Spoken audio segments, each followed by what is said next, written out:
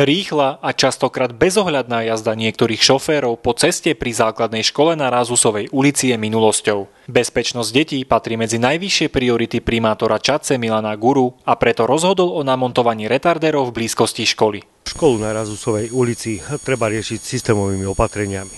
A práve preto v prvej etape sme osadili značky pre bezpečnosť našich detí. V druhom prípade sme dali retardéry. Ale teraz pôjdeme ďalej. Budeme musieť podvihnúť tento chodník, ktorý tu je, dať vyššie obrubníky, aby autá, ktoré tady jazdia, nezasahovali do chodníka a tak ohrozovali chodcov a samozrejme aj školákov.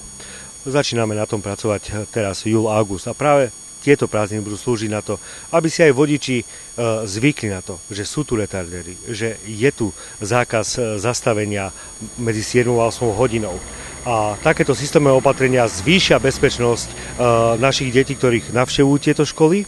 A ja si myslím, že aj vodiči budú ohľaduplnejší. O tom, že to primátor myslí s bezpečnosťou obyvateľov vážne, svedčí aj namontovanie retardérov v okrajovej časti u Siheľníka.